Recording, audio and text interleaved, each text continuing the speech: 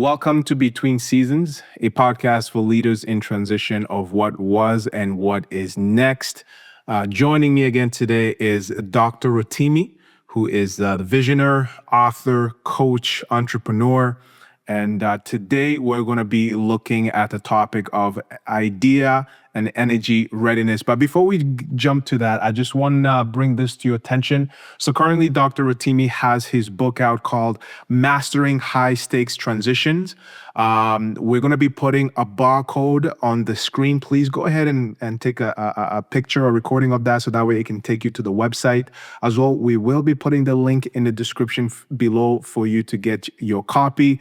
You can get the physical copy, or you can also just get the audio version. With that, Dr. Rotimi, I appreciate you joining us. How are you feeling for the day? Feeling great, my brother. Awesome. Always good to be here. Absolutely. Right. So jumping right into it, last episode, I should say, is we talked about something that the trendy word that we often hear by Nike, others say it differently, is just do it or just go for it. So you find people on social media, they're showcasing their success, how they dropped everything and everything seemed to work out. But reality sometimes shows that that's not the case. I don't know if in social media people are lying or being honest, but reality shows something different. So tell me, what's the real cost of that mindset, just do it, that nobody in the highlight reel ever talks about? Let's try to dimension what is happening on the social media, particularly YouTube. And the point is that nobody will have enough time, to be able to do a deep dive into any scenario or any situation to show you what to do. That's number one. Mm-hmm. Number two, there is not a chance that you have a methodology that is one size fits all, that is one solution for every problem. So what you see in most instances on social media is trying to portray or overgeneralize a solution to every problem. That is never going to be the case. And there is a reason that if you are transitioning, you don't want to get to the market, for you to realize exactly what it is. So the cost is you wouldn't know what you are going to be up against, or the risk you are taking is that you wouldn't know what you are going to be up against until you get to the market, until it is too late. Let's try to break it down. When you are transitioning, the first thing is that when you transition, it means you put a stop to what you are doing at that time. Example, you're working as a professional and you are earning $120,000 per annum. Transitioning means that money stops coming in at that point. Now, when you get to the market to realize that everything you've been playing with in terms of idea or solution to problem, then you get to the market to realize many things. Not even say the idea is going to work, but you assume it's something you can pull off in 3-5 months. Then you get to 7 months, 9 months, 10 months, 11 months, and no clients, or you do not have client big enough, to pay your bills, talk less of making profit. So at that time, it puts you under pressure. That is the cost. And then when you get under pressure, it puts you in a very bad position to negotiate. So when you are in a bad shape, then you could take any job often worse than what you were doing before. So that's a risk. That's the cost of not saying, because what a framework does, like I mentioned the other time, is to surface the likely problem you could face before you actually face them. That's the key there. So, but when you know those, you deal with them before you get to the real situation. Right. So, and then one of the things that you've once said is basically enthusiasm often masquerades as readiness. So how do you help a client see the distinction when they're in the middle of feeling fired up about an idea? Well, being fired up or being enthusiastic or having a very high level of energy is good. It's one of those things that can really propel you. but it's never going to sustain you. Mm-hmm. So it's not sufficient to take you through when money is not coming in. Let's get it this way. What blood is to human life, cash is to businesses. Mm-hmm. So when a man does not have blood, you die. It's just natural. Mm-hmm. When a business stops having cash, it dies. Mm-hmm. It's just the natural thing. So the question is, where is the cash coming from? From client. Mm-hmm. So you could have clients, but they might not be enough to pay your bill, talk less of making profit. So if you wait until you get into the market to realize how small the market you are that is willing to pay you is, whether it does exist or not, then that will be too late. Remember the key thing is that when you are transitioning, you stop earning. So that's key. So money, the regular, predictable money you were earning before is no longer there. So you are looking for something to quickly replace it. So how to manage the gap between when you stopped and when you start making money is what the strategy is all about. Absolutely. So Pat, that's basically to say it's good to be enthusiastic, but be smart about it. Well, you need energy, you need enthusiasm, you need positivity, but it needs to be measured. So you need to work with data, to analyze data, draw inferences, to understand exactly what is happening, particularly to analyze your situation, to understand those weak points, those gray area that you need to deal with before you actually take a plunge. I see. Now, you've built a framework around 4 pillars, right? Market demand is something that you always say. Differentiation, what makes you different? Like, why should I go to you versus why I could go to the other person? Cost to entry. Now, that's something that we'll also talk about later. And then timing. So which one do you find most people get dangerously wrong, and why out of those 4 pillars? Market demand. Market demand. Yeah, one of the reasons that's just our search. Okay. Because measuring or dimensioning market demand could be very tricky. The starting point of measuring market demand is you talk to your family and friends. And when you are talking to people who do not want to offend you, that's the starting point. Even though when you launch, they are not likely going to pay for your service. So where the problem lies is where do you see, how do you locate the actual market? So how do you talk to them? How do you dimension it, know the size, how big it is? Exactly. Then you need to understand some other metrics like the state of the industry and things like that. So those are very critical. But measuring them, dimensioning them, and understanding where your weaknesses lies is very critical. Now, I'm glad you said that. So how do you then help a client distinguish between genuine market demand and personal passion? Because one of the things that you mentioned, your mother, your brother, your sister, they're just being polite. They want to give you feed into your excitement. They don't want to break your heart. So they're going to say anything to boost your energy. So when a person comes to you, you're not their family. Right? You're there to be as critical as possible and be direct and be honest. So how do you help a person genuinely understand what the market demand is for what they're pursuing? Because from the outside, those two can feel exactly the same. Yeah, the way I approach that is to ask behavioral question. I see. So now if I have 20 people that say, oh, yes, this is a good idea, let's go. Let's do it with subscribers. You want to take a little bit walk back and see there, ask them this behavioral question. Have they paid for something similar before in their life?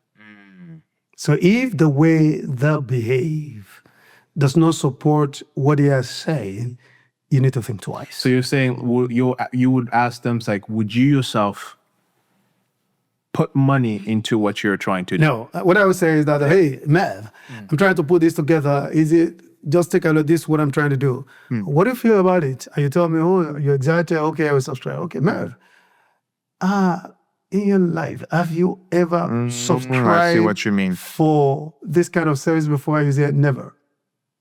So chances that is your behavioral question. So if they have never paid for it, what it could mean is sometimes people want a service, but they've never seen it as something they need to pay for.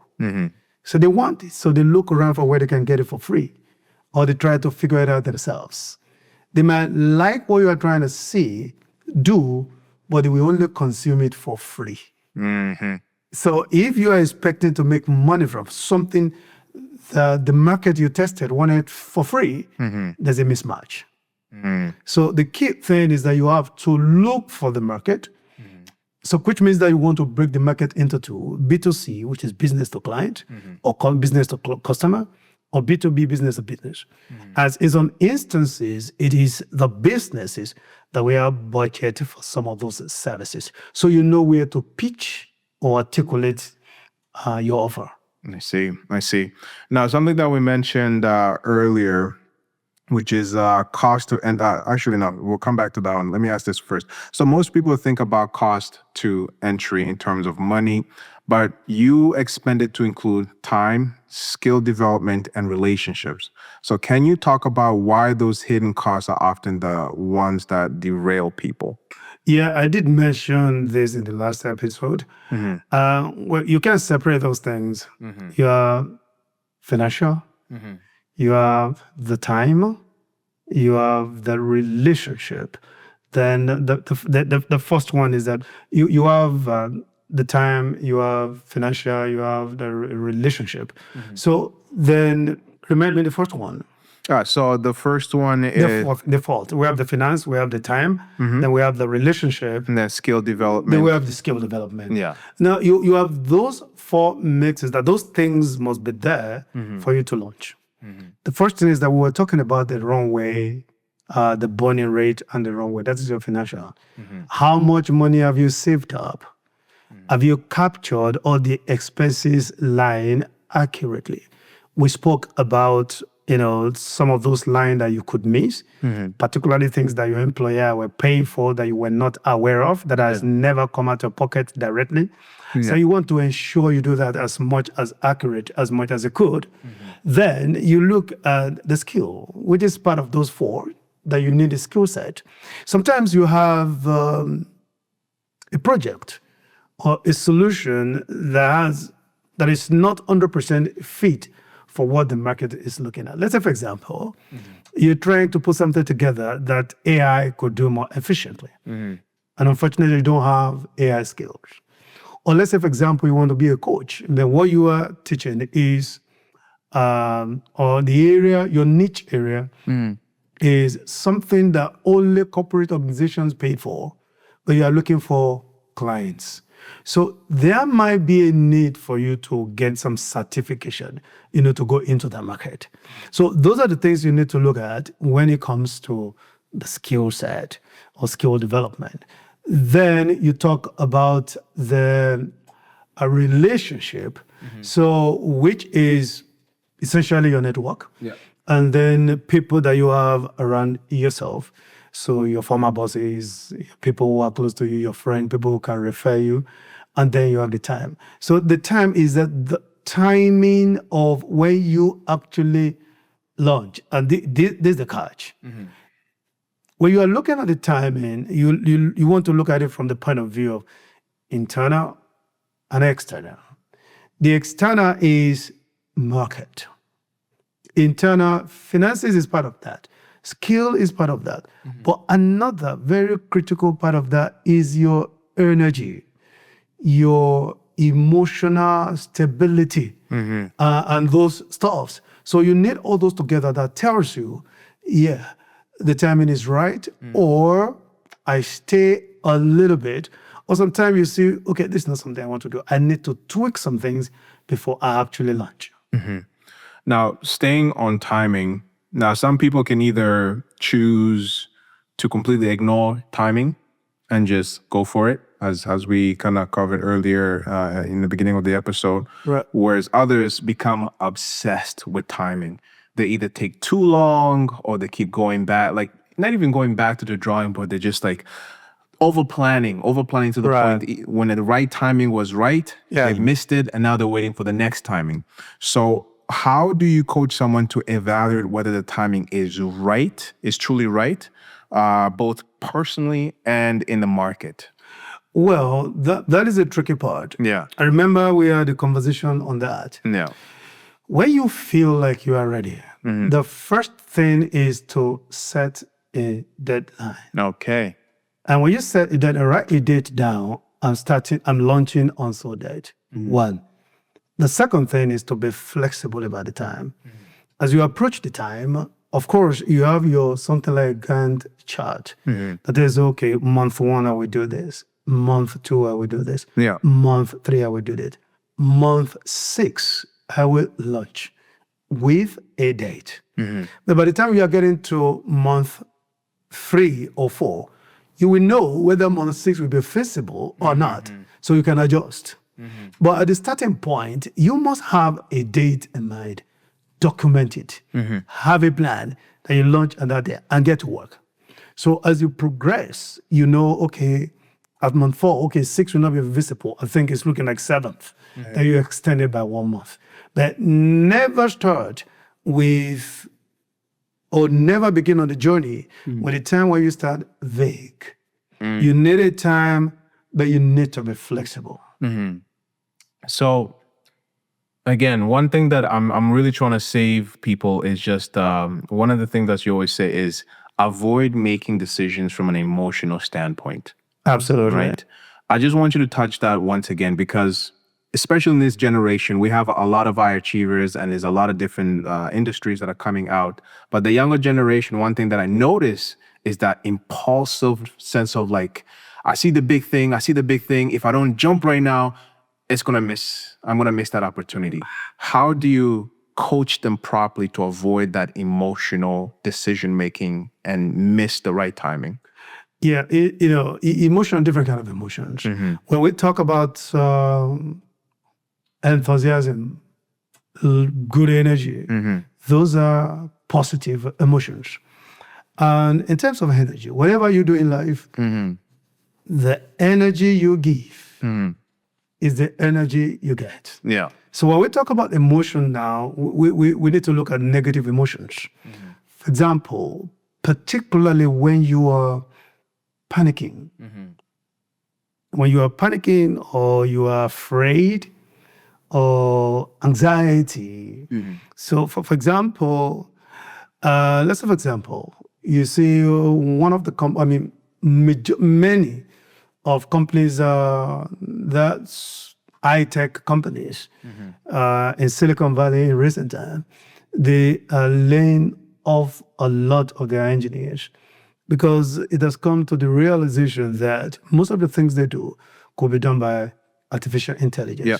Now, if you are in such industry and you see people being laid off, there's a likelihood that you are anxious.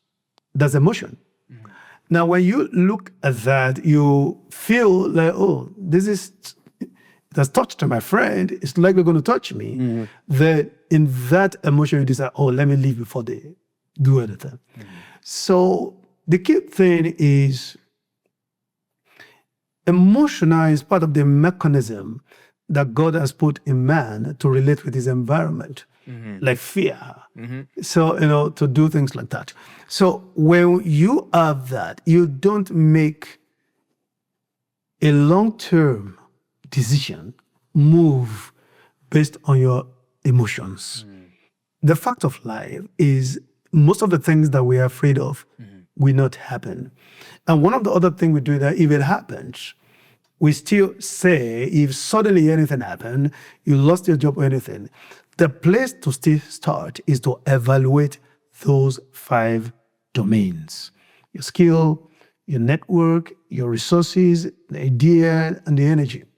When you know where there's a problem, it gives you an idea where you have problems, and then you know how to fix it and then move forward.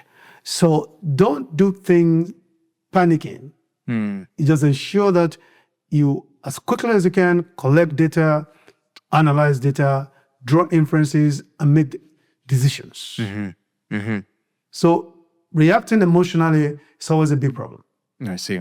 Now, you describe this domain as not killing dreams, but saving them. Can you share an example of what it looks like when the framework actually protects someone from costly mistakes? Absolutely. For example, we have, like we said, at the framework, we have 5 domains. Yes. Let's get an example of someone we've dealt with before. Like, she's a professional. She's an IT professional, high-earning professional. Took time to do the market validation. Product was well validated, has enough capital. The network was okay. Already had 2 clients was talking to before launching. So everything looked good. Yeah. But suddenly before that start, the parent took ill, and that took emotional toll on her. She has to take care of the parent. Then suddenly there's a problem because she's raising a teenage child, and there's a problem that she needs to personally do. Now, every other thing was okay, but the bandwidth for the emotions, she's not emotionally present. So in that, she lacked the capacity to be focused in doing anything. So in that case, you don't have to, what you can do is to be intentional about postponing it. Everything is in place, you maintain it. But you need to deal with everything that could distract you from focusing your energy in doing what you wanted to do. If you want to do something that requires your 100%, you can't begin to do it when you are at 60%. So in this case, the skill was okay. The network was okay. The resources was okay. The idea was okay. But the energy was not there. Missing. The energy was A3. When you are more than 7 in another 5, in another 4 domains. Yeah. So at that time, she had to look at the strategic postponement to ensure that she did everything when everything is ready. I see. Now, last question that I have for you here is, so once someone runs their idea through all 4 pillars and the scores are mixed, what does the conversation look like, right? Like the example that we're talking about. How do you help them decide whether to refine, delay, or pivot entirely? Well, it depends on which part of the domain we have challenge with. Like the example I just gave. Yeah. So in that case, when to delay is when you know one of those pillars or domain could sabotage the other 4 domain where you are strong. That in that case, there should be a strategic delay. That is not no. It's not a no. You're not giving up. It's just a no. It's just to extend the time and ensure that when you can be 100% present. On the other hand, where you need to pivot, which means that you need to redirect, is in a situation where you plan the product for business to consumer, B2C, and you discovered that this is not something that individuals typically pay for. For example, you have different kind of movies that people would love your movie and watch it for free on YouTube, but they will never pay for it. But there are some that people will be willing to go to cinema to watch. They are at different levels, different kind of story set, different kind of what you make into the piece. There's some things that people want to consume for free, but they can't pay for it. They love you. They can give you good review, so long it's free. But once you say pay $1, I don't know. Like that. But there's some things that people can easily pay for. They are 2 different things. So you need to know that this niche, this kind of service or project, typically, who pays for it? Employers or employees? business organizations, or individuals. So that will help you how to network.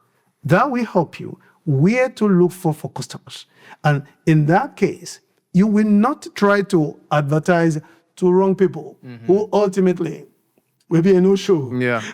Yeah. Will be a no-show. So I get that. I get those that. are the things you need to get. Like I say, the framework is to bring to the surface possible challenges before they become a reality, before you commit resources. What we're trying to help people to do is you don't commit your resources until, to an extent, you are certain you're going to get your desired result. Amazing. Amazing.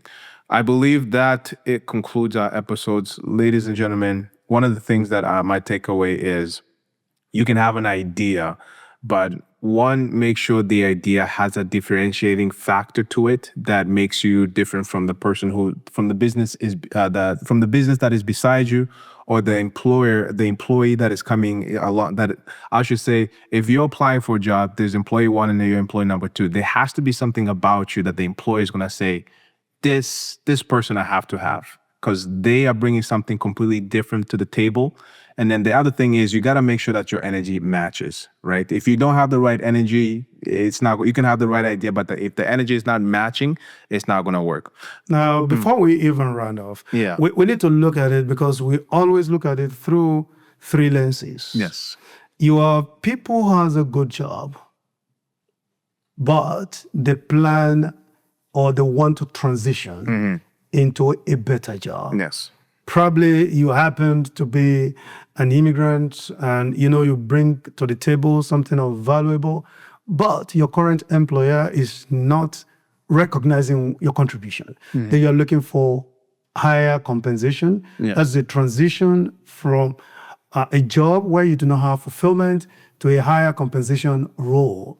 So that's the first part. The second part are the people who knew that they were made for more and they want to transition from a very good job they already had to entrepreneurship. They want to launch their own businesses.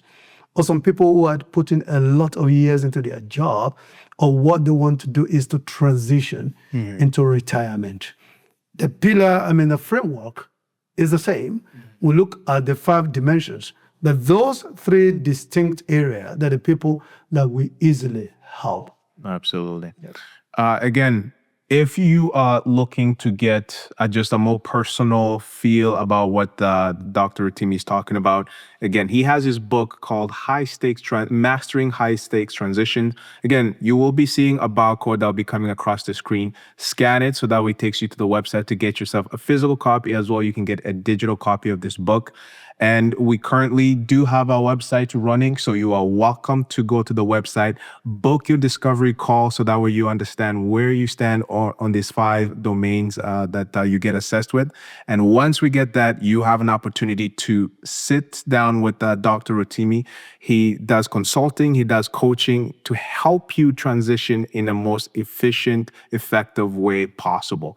Our goal is to help you not waste time, not waste your energy, not waste your resources, not waste your network, but to make decisions that are smart and to get yourself in the position that you're going to be most successful in. Dr. Rotimi, do you have any final words before we conclude this episode for the viewers? Transitioning is a reality of life. It's like a project. At one point or the other, everyone career-wise, we have to transition. Particularly, if you enjoy what you're doing, you will still have to transition into retirement. The earlier you start, the more data-guided decision you make, the better. The more plan you put into it, the better. So if you do that now, it helps you to be in a good position, to enjoy the transition, shorten the runway, and ensure that you bring in enough energy. You don't want to transition when the whole of your energy has been depleted. Even if that is the case, there are still strategy, particularly for those who are transitioning into entrepreneurship, how to manage things through others. Thank you, Dr. Rotimi. I appreciate you for joining me in this Always a episode. pleasure, Maville. Absolutely. We'll look forward to Thank you so having much. another episode. And ladies and gentlemen, please do subscribe, leave comments below. We would love to hear what you guys are thinking. And we look forward to having you join us in our next episode. Take good care.